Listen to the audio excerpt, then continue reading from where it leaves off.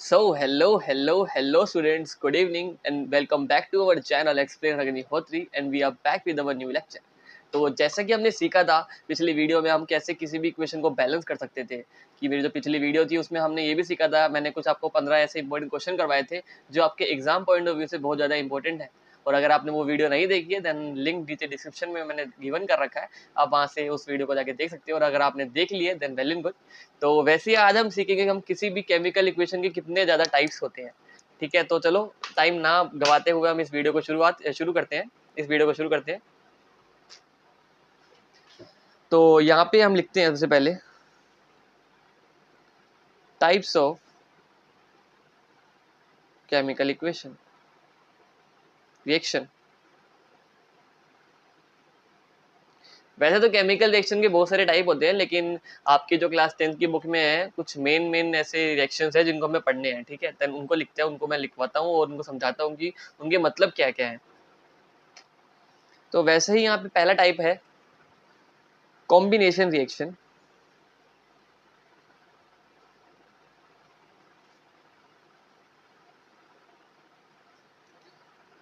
Second type है आपका decomposition reaction.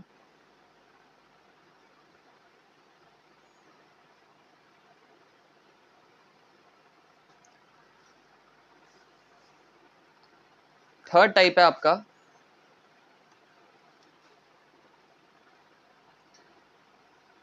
आपका डिस्प्लेसमेंट रिएक्शन।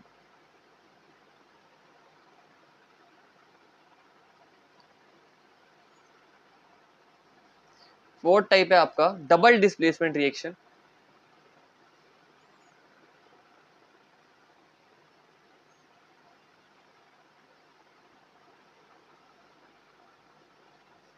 और उसके बाद अगर आपको कुछ एक्स्ट्रा पढ़ना है जिसमें हम उसमें कुछ एक्स्ट्रा भी पढ़ेंगे, लाइक कुछ रिएक्शन आपकी होती है ऑक्सीडेशन, ठीक है, एंड रिडक्शन वाली रिएक्शन हम इनको पढ़ेंगे। ऑक्सीडेशन और रिडक्शन रिएक्शन क्या होती है, एक्सोथर्मिक और एंडोथर्मिक रिएक्शन क्या होती है, हमें इनको पढ़ना है। ठीक है, तो इसको लिख लेते हैं। फिफ्थ है आपका रिडॉक्स रिएक्शन।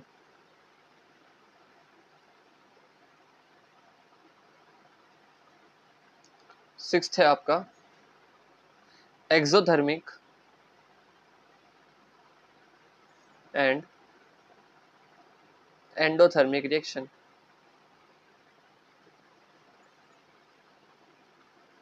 तो ये कुछ 6 रिएक्शन है, जिन 6 रिएक्शन है केमिकल रिएक्शन के टाइप हैं। इनको अगर हम पढ़ लेंगे देन ये जो हमारा चैप्टर है केमिकल रिएक्शन एंड इक्वेशन, ये पूरा का पूरा कंप्लीट हो जाएगा आपका।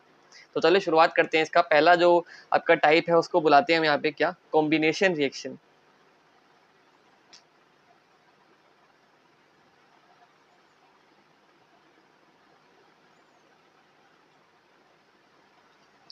तो आप कॉम्बिनेशन से क्या समझते हो, यहाँ पे कोई चीज जो है वो जुड़ रही है। तो वैसे ही यहाँ पे रिएक्शन में भी होता है, लाइक हमारे पास कोई दो चीज है, जब उनका हम रिएक्शन करवाते हैं, ठीक है, जो प्रोडक्ट बनता है वो क्या बनता है, उनका कॉम्बाइन करके बनता है। उनका कंबाइन करके कोई सा भी एक रिएक्शन बनता है, ठीक है, कंबाइन करके कोई सा भी एक प्रोडक्ट बनता है, तो उसको हम क्या बुलाते हैं यहाँ पे, कॉम्बिनेशन रिएक्शन। तो इसको लिख लेते हैं एक बारी, इसकी डेफिनेशन लिख लेते हैं जो एग्जाम पॉइंट ऑफ व्यू से बहुत ज्यादा इंपॉर्टेंट है, जिसको आप एग्जाम में लिख सकते हो।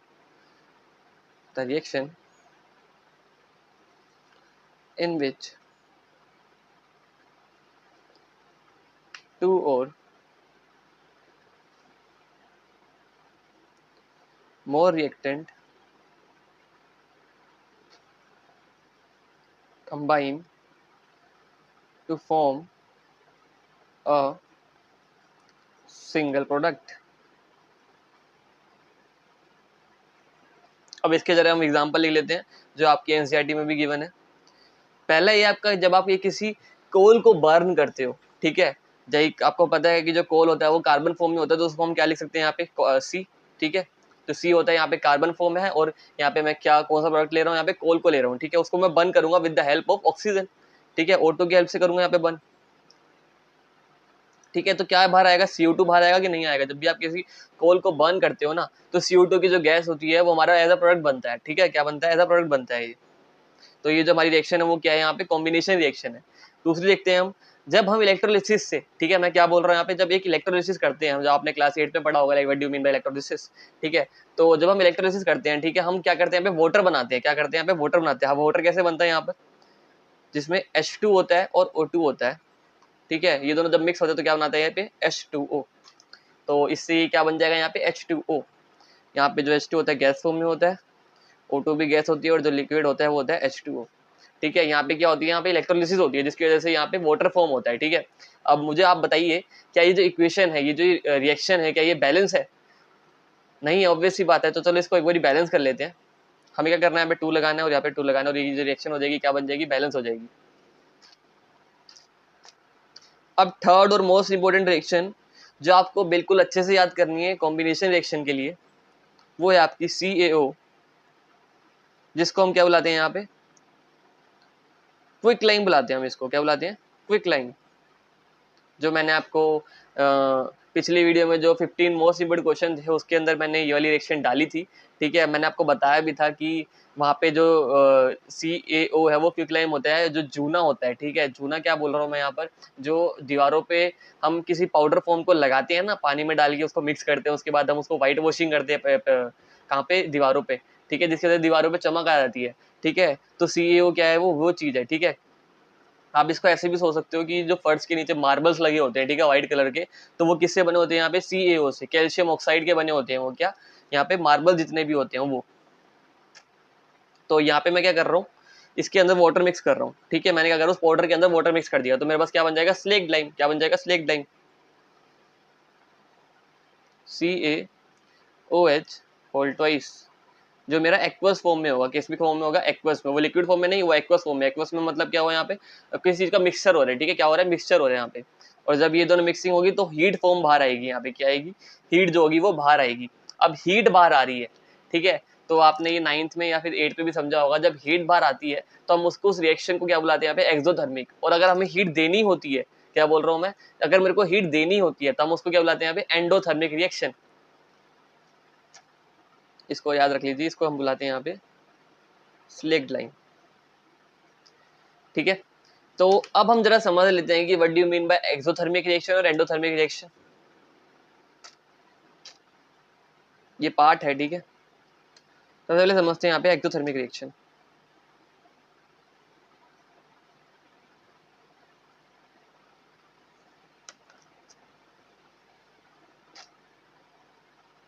Reaction in which heat is evolved या फिर हीट इज रिलीज्ड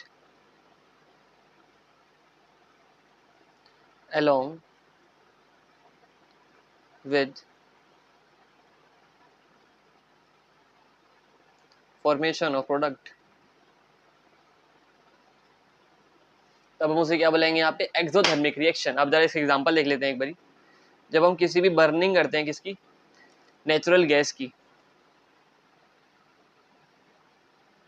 हमें पता है, लाइक आपके पास कोई पेट्रोल हो गया, ठीक है, देन आप उसमें उसको जब बर्न करते हो तो क्या होता है, हीट ज्यादा इवॉल्व होती है कि नहीं होती, तो वो कौन सी रिएक्शन हुई यहाँ पे, एक्सोथर्मिक रिएक्शन हुई, बर्निंग ऑफ नेचुरल गैस।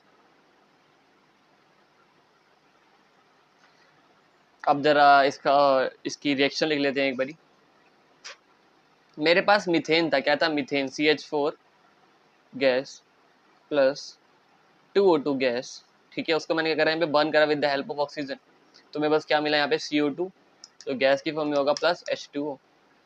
और मेरे को क्या मिलेगा यहाँ पे, हीट इवॉल्व होगी, क्या होगी, हीट इवॉल्व होगी। ठीक है, ठीक है, तो ये जो रिएक्शन है ये किसकी रिएक्शन है, बर्निंग ऑफ नेचुरल गैस की। सेकेंड एग्जाम्पल देखते हैं यहाँ पे। सेकेंड एग्जाम्पल होगा रेस्पिरेशन। मैंने आपको पहले भी बताया था कि एक रेस्पिरेशन क्या है, यहाँ पे एक एक्सोथर्मिक रिएक्शन है। हमें पता है उसके अंदर भी ना हमें एक एनर्जी मिलती है। ठीक है, एनर्जी किसके फॉर्म में होती है, यहाँ पे एनर्जी फॉर्म में होती है किसकी, ATP के फॉर्म में होती है। किसके फॉर्म में होती है, ATP के फॉर्म में। जब भी हम सांस अंदर लेते हैं ना, देन क्या होता है हमारे वहाँ पे जो ग्लूकोज होता है, क्या होता है, ग्लूकोज होता है, वो टूटता है होगी। जिसको लिख लेते हैं एक बारी।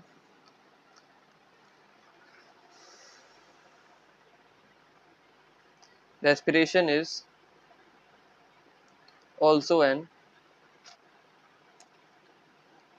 exothermic reaction। एग्जाम्पल लिख लेते हैं, और ये जो रिएक्शन है ना आपको बाय हार्ट याद कर लेनी है, क्योंकि ये जो रिएक्शन है बहुत ज़्यादा इंपॉर्टेंट है आपके लिए। C6H12O6 एक्वस, ये जो C6H12O6 है इसको हम ग्लूकोज बुलाते हैं यहाँ पे,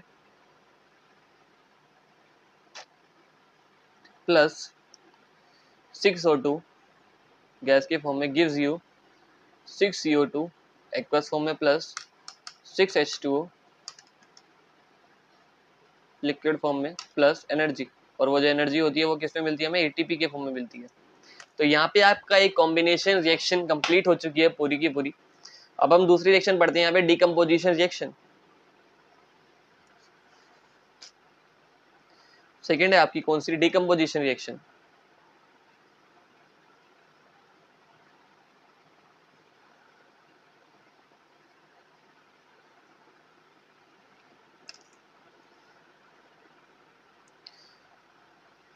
अब इस रिएक्शन में मेरे को क्या समझना है, देखो कॉम्बिनेशन रिएक्शन में क्या होता है, हमें दो सब्सटेंस थे, ठीक है, उनका कॉम्बिनेशन हुआ, उनका रिएक्शन हुआ, तो वो कंबाइन होके एक सब्सटेंस बन गए थे।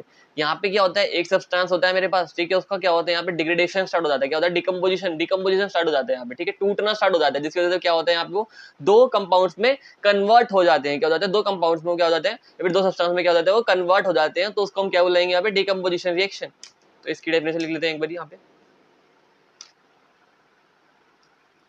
The reaction in which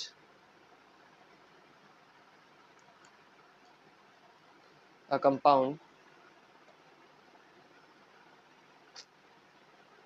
splits into two or more simpler substance,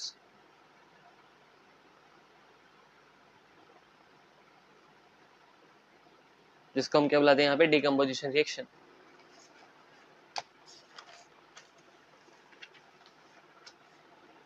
अब हमें पढ़ने हैं यहाँ पे क्या, डिकम्पोजिशन रिएक्शन के टाइप, ठीक है, वो पूरे के पूरे यहाँ पे तीन टाइप के होते हैं, ठीक है, मैं बताता हूँ कौन कौन से टाइप के होते हैं यहाँ पे।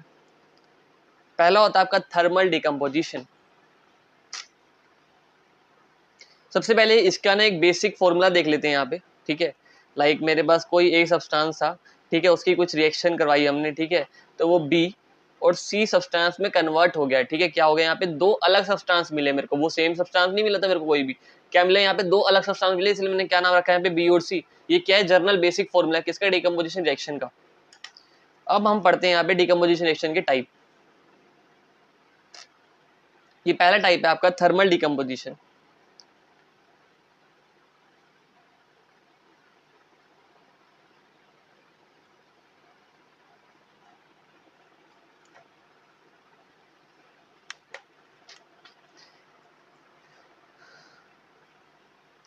अब आपको थर्मल डिकम्पोजिशन में याद रखना है कि ये जो डिकम्पोजिशन रिएक्शन होती है ना, ये हीट की वजह से होती है, ठीक है। आपने क्या करा, यहाँ पे एक सब्सटेंस था मेरे पास, ठीक है, मैंने क्या करा, उसको हीट प्रोवाइड करी, जिसकी वजह से वो क्या हुआ, दो अलग अलग सब्सटेंस में कन्वर्ट हो गया, क्या हो गया, कन्वर्ट हो गया, फिर टूट गया, ठीक है, किसकी वजह से, हीट की वजह से, तो हम उसे क्या बोलेंगे यहाँ पे, थर्मल डिकम्पोजिशन रिएक्शन। तो लिख लेते हैं इसको एक बारी, when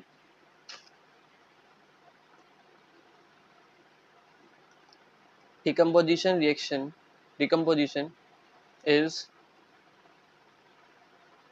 carried out by heating। Example में देखते हैं एक बारी हम, मेरे पास एक फेरस सल्फेट कलर था, फेरस सल्फेट का फेरस सल्फेट था, ठीक है, ठीक है, ये ग्रीन कलर का होता है, इसको लिख लो एक बारी आप, ये ग्रीन कलर का होता है, क्या बुला रहे हैं हम इसको यहाँ पे, फेरस सल्फेट। ये आयरन सल्फेट नहीं बोलेंगे इसको, फेरस सल्फेट बुलाते हैं, ठीक है।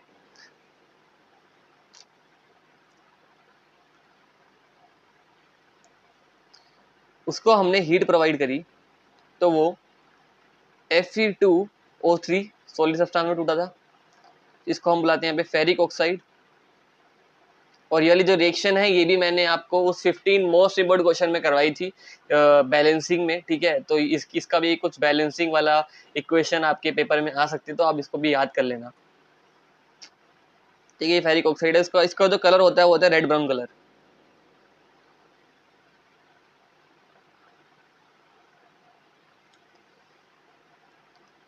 फिर और सब्सटेंस मिलते हैं हमको, और किसमें टूटता है, ये SO2 और SO3 गैस मिलती है हमें यहाँ पे, ठीक है, दो गैस मिलती है हमें यहाँ पे। तो ये जो रिएक्शन है आपकी, कौन सी रिएक्शन है, ये थर्मल डिकम्पोजिशन रिएक्शन है। दूसरी एग्जांपल देखते हैं हम यहाँ पे, CaCO3, जिसको हम यहाँ पे लाइमस्टोन बुलाते हैं, क्या बुलाते हैं, लाइमस्टोन। जब मैं इसको हीट प्रोवाइड करूंगा, तो ये कैल्शियम ऑक्साइड में बदल जाएगा और CO2 में बदल जाएगा। ठीक है, और आपको पता है CaO क्या होता है यहाँ पे, क्विक लाइम। अगर उसमें वाटर डालेंगे तो क्या बन जाएगा, यहाँ पे स्लेक्ड लाइम बन जाएगा। क्या बन जाएगा, स्लेक्ड लाइम।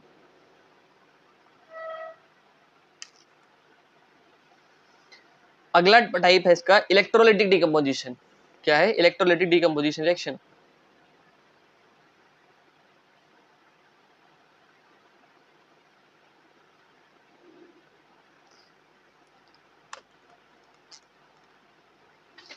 तो इसके अंदर क्या होता है, यहाँ पे हमारे पास एक सब्सटेंस है, ठीक है। हमने क्या करा यहाँ पे, बाहर से एक एक्सटर्नल इलेक्ट्रिसिटी दी, ठीक है। क्या दी, इलेक्ट्रिक, बाहर से एनर्जी दी मैंने। क्या दी, एक एनर्जी दी, जिसकी वजह से क्या हुआ, वो सब्सटेंस था वो दो अलग अलग सब्सटेंस में हमें मिल गया। ठीक है, क्या हो गया, दो अलग अलग सब्सटेंस में हमें क्या मिला, टूट के मिल गया वो मोमेंट। क्या हुआ, मिल गया उसको। तो यहाँ पे मैं क्या बोल रहा हूँ, यहाँ पे हमने क्या करा, यहाँ पे एक सब्सटेंस को इलेक्ट्रिसिटी प्रोवाइड करी रिएक्शन कंप्लीट करवाने के लिए, ताकि वो टूट जाए दो अलग अलग सब्सटेंस में। तो व्हेन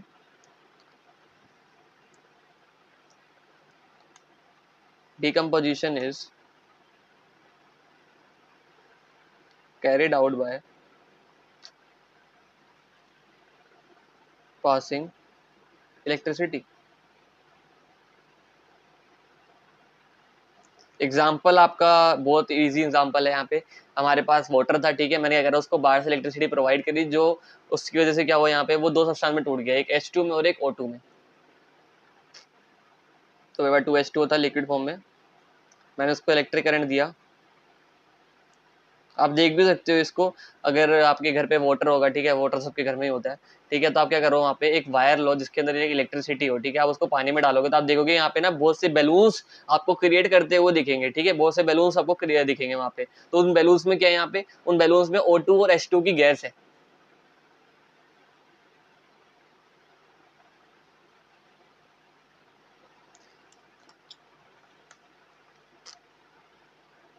थर्ड है आपका फोटोलिटिक डिकम्पोजिशन, धूप। ठीक है, यहाँ पे फोटोलिटिक क्या बोल रहे हैं, यहाँ पे धूप समझ लो आपको। यहाँ पे आपने क्या करा, यहाँ पे सन की एनर्जी दी किसी भी रिएक्शन को करवाने के लिए। क्या हुआ, किसी भी रिएक्शन को कराने के लिए। तो मैंने क्या बोला यहाँ पे, फोटोलिटिक डिकम्पोजिशन।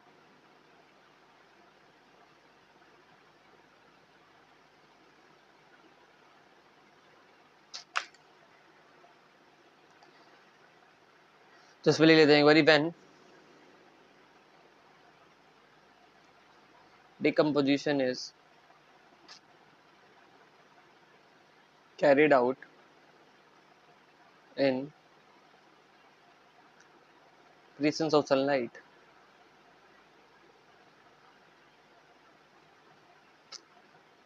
एग्जाम्पल भी बहुत इंपॉर्टेंट एग्जाम्पल है यहाँ पे, AgCl। मैं आपको बताता हूँ कि जो AgCl है ना, अगर ये सन के रेडियंस में आ जाता है, ठीक है, तो ये Ag और Cl में कन्वर्ट हो जाता है। क्या होता है, Ag और Cl में। इसीलिए आप देखना लैब्स के अंदर, जब भी आप जाओगे ना, स्कूल की लैब्स होती हैं आपकी, ठीक है, तो आप उसके अंदर देखोगे कि जो AgCl के कंपाउंड होते हैं ना, ब्राउन कलर के बॉक्स में होते हैं, या फिर ब्राउन कलर के किस में होते हैं, जार में होते हैं वो। क्यों, ताकि उसके अंदर सनलाइट की जिधर डायरेक्शन रेडिएशन ना पड़ सके, ठीक है। डार्क बॉक्स में होंगे, ताकि क्या हो जाए, सनलाइट की जो उसकी लाइट होंगी, रेज होंगी, वो उस बॉक्स उस जार में ना पड़े। सनलाइट दी और वो टूट गया दो कंपाउंड, दो सब्सटेंस में। वैसे ही आपका EgBr भी होता है। ये दोनों के दोनों आपको ना डार्क बॉक्स में दिखेंगे।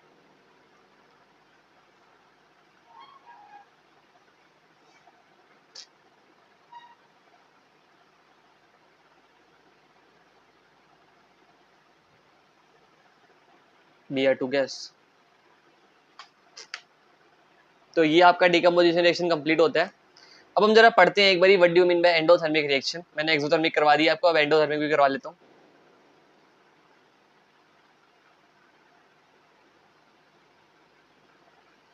आपको समझने में आसानी होगी, ठीक है। एंडोथर्मिक रिएक्शन में क्या होता है, मैंने आपको बताया था। एक्सोथर्मिक में क्या होता है, हमें हीट मिलती है, ठीक है, एनर्जी मिलती है, ठीक है, एनर्जी रिलीज हो रही है। एंडोथर्मिक में क्या होता है, हमें एनर्जी देनी पड़ती है किसी रिएक्शन को करवाने के लिए। और डिकम्पोजिशन में क्या हो रहा है, यहाँ पे एनर्जी देनी ही पड़ रही है हमें। क्या हो रहा है, यहाँ पे एनर्जी देनी ही पड़ रही है किसी भी रिएक्शन को कंप्लीट करवाने के लिए। तो जितनी भी डिकम्पोजिशन रिएक्शन है वो क्या है, यहाँ पे एंडोथर्मिक रिएक्शन है, ठीक है। याद रखना इस चीज को। द रिएक्शन, इसकी डेफिनेशन लिख लेते हैं एक बारी। The reaction which require energy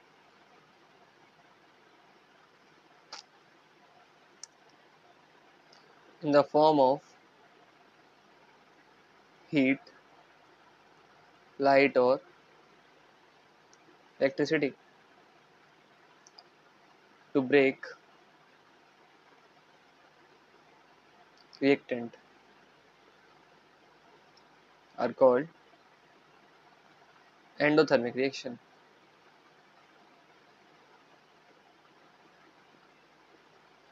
तो यहाँ पे आपका डिकम्पोजिशन रिएक्शन और कॉम्बिनेशन रिएक्शन कंप्लीट होता है। अब हम पढ़ेंगे यहाँ पे what do you mean by displacement reaction.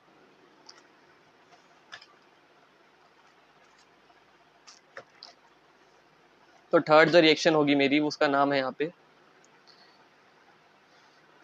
Displacement reaction.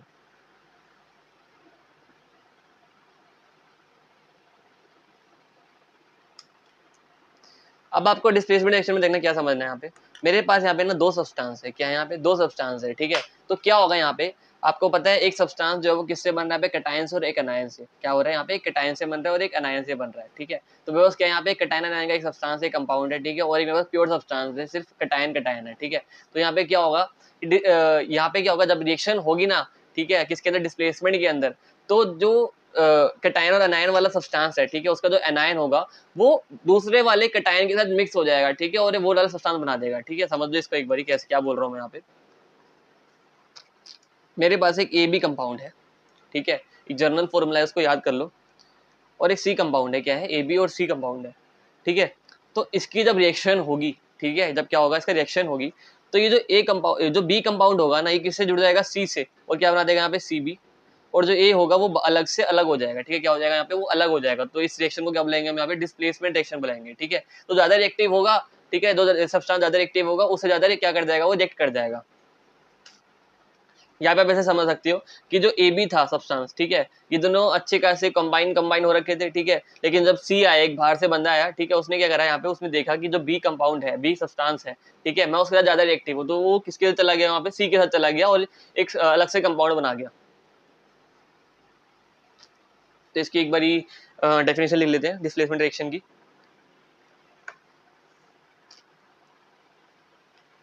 The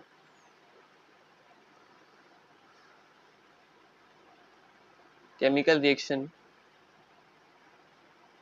in which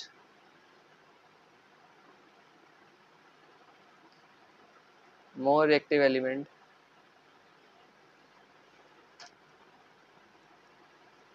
displace less reactive element from its solution, from its sole solution।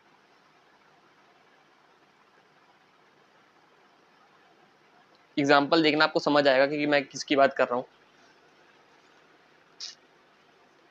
मेरे पास एक आयरन का सब्सटेंस था, ठीक है, और एक कॉपर सल्फेट का क्या था? मेरे पास सोल्ट सोल्यूशन था, ठीक है। तो अब क्या होगा यहाँ पे? जो सल्फेट होगा ना, वो देखेगा यहाँ पे क्या कि जो Fe है वो ज्यादा रिएक्टिव है मेरे से, ठीक है। तो मैं क्या करूंगा यहाँ पे, सल्फेट क्या सोचेगा कि मैं क्या करता हूँ कि मैं ना Fe की ज्यादा ना एक अलग से क्या बना लेता हूँ? एक सोल्ट सोल्यूशन बना लेता हूँ, ठीक है। कॉपर को अलग कर देता हूँ। क्या करता हूँ यहाँ पे? कॉपर को अलग कर देता हूँ। कॉपर अलग हो जाएगा और Fe क्या हो जाएगा यहाँ पे? SO4 के साथ एक अलग कंपाउंड बना लेगा, एक अलग सोल्ट सोल्यूशन बना लेगा, ठीक है। तो ये क्या हो गया यहाँ पे? फेरोसल्फेट।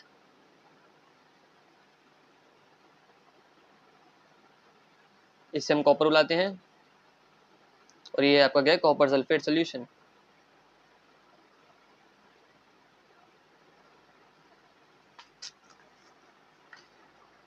अब हम इस रिएक्शन को ना फैक्ट्रीज में बहुत ज्यादा यूज करते हैं जब हमें एक कॉपर को एक्सट्रैक्ट करना हो, ठीक है। क्या करना हो यहाँ पे? मेरे को एक कॉपर को एक्सट्रैक्ट करना हो तो मैं इस रिएक्शन को स्टार्ट करवाता हूँ कहाँ पे? फैक्ट्रीज में, ताकि मेरे को कॉपर मिल सके बहुत ज्यादा, ठीक है। अब फोर्थ पढ़ते हैं यहाँ पे हम क्या? Double displacement reaction. यहाँ पे मेरे पास दो सोर्स सोल्यूशन होते हैं, ठीक है, और दो सोर्स सोल्यूशन में क्या होगा यहाँ पे? दोनों की इंटरमिक्सिंग हो जाएगी। यहाँ पे कटायन दूसरे वाले एनायन के साथ मिक्स हो जाएगा और जो उसका कटायन होगा वो पहले वाले एनायन के साथ क्या हो जाएगा? मिक्स हो जाएगा। और एक उसके अलग अलग क्या बना देंगे यहाँ पे? एक सोर्स सोल्यूशन बना देंगे। Double displacement reaction.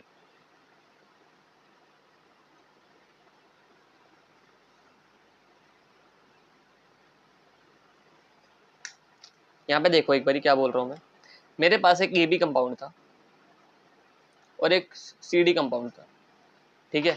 CD का सोल्ट सोल्यूशन था और एक AB का सोल्ट सोल्यूशन था। तो जो A होगा वो D के साथ बन जाएगा, यहाँ पे AD बना देगा, ठीक है, और जो B होगा वो C के साथ बना देगा, BC, ठीक है। तो ऐसे यहाँ पे क्या होते हैं, यहाँ पे सोल्ट सोल्यूशन बनते हैं किसके अंदर, डबल डिस्प्लेसमेंट रिएक्शन के अंदर। यहाँ पे इंटरमिक्सिंग हो जाती है किसकी, सोल्ट सोल्यूशन की। तो लिखते हैं यहाँ पे a reaction in which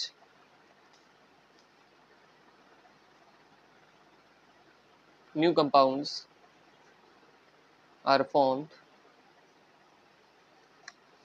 by mutual exchange। अगर वो ज़्यादा रिएक्टिव है तो वो एक्सचेंज हो जाएंगे, ठीक है, of ions between two compounds. Example देखते हैं इसका एक बारी। मैंने जो एग्जाम्पल है ये भी आपका उन 15 क्वेश्चंस में करवाया था मोस्ट इम्पोर्टेंट क्वेश्चन में, तो आप जाके उस वीडियो को देखो, और अगर आपने देख लिया तो वेल एंड गुड, और नहीं देखिए देन आपको उसका जो लिंक हो जाएगा वो आपको डिस्क्रिप्शन में मिल जाएगा, देन आप वहाँ पे क्लिक करके उस वीडियो को देख सकती हो। Na2SO4 है मेरे पास यहाँ पे, ठीक है, इसको मैं सोडियम सल्फेट बुलाता हूँ। ये रिएक्शन भी बहुत इंपॉर्टेंट है, आपको बाय हार्ट याद कर लेनी है। प्लस BaCl2, ये भी एक्वस फॉर्म में था, क्योंकि ये सारे क्या है यहाँ पे सोल्ट सोल्यूशन है, इसलिए क्या है यहाँ पे एक्वस के फॉर्म में है। Barium chloride gives you BaSO4, ठीक है, इसका एक सॉलिड फॉर्म में है ये, प्लस 2NaCl, और NaCl तो सबको पता है यहाँ पे क्या होता है, NaCl सॉल्ट होता है, एक टेबल सॉल्ट बुलाते हैं जिसको हम यहाँ पे। ये भी क्या है, एक्वस फॉर्म में है। बेरियम सल्फेट यहाँ पे क्या है, बेरियम सल्फेट सॉलिड फॉर्म में होता है।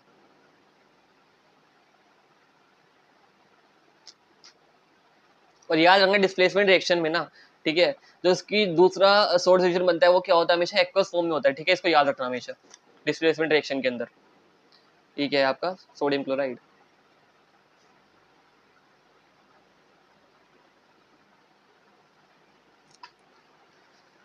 तो आपके लिए अभी इतना काफी है, ठीक है। आपने हमें क्या पढ़ा यहाँ पे, हमने टाइप्स ऑफ रिएक्शन पढ़े, 4 टाइप ऑफ रिएक्शन पढ़े यहाँ पे, कौन कौन से, combination reaction, decomposition reaction, displacement reaction और डबल डिस्प्लेसमेंट रिएक्शन, ठीक है। कॉम्बिनेशन रिएक्शन में हमने एक एक्सोथर्मिक रिएक्शन पढ़ा था। डिस्प्लेसमेंट रिएक्शन में उसके टाइप पढ़े थे, कौन कौन से, थर्मल, इलेक्ट्रोलिटिक, और एक लास्ट पढ़ा था हमने फोटोलिटिक, ठीक है, और एक एंडोथर्मिक रिएक्शन पढ़ा था, ठीक है। तो अभी के लिए सिर्फ इतना ही है। अगली वीडियो में हम जानेंगे क्या, यहाँ पे रिडॉक्स रिएक्शन को देखेंगे, रिडक्शन और ऑक्सीडेशन रिएक्शन देखेंगे, ठीक है, और हम पढ़ेंगे यहाँ पे कोरोजन और एसिडिटी क्या होता है, ठीक है, और इस चैप्टर को एंड कर देंगे। और आपको अगर ये नोट्स चाहिए जितने भी, आपको इनकी सॉफ्ट कॉपी हो गई, ठीक है, और कुछ अलग से आपको प्रैक्टिस करनी है, असाइनमेंट चाहिए, देन आप मेरे व्हाट्सएप चैनल को ज्वाइन कर सकते हो, जिसका आपको जो लिंक होगा वो आपको डिस्क्रिप्शन में मिल जाएगा, ठीक है। और ऐसे ही आपको यहाँ पे इस चैनल पे कंटेंट मिलता रहेगा, ठीक है। तो इसके लिए आप सब्सक्राइब कर सकते हैं मेरे चैनल एक्सप्लेन अग्निहोत्री को। Thank you.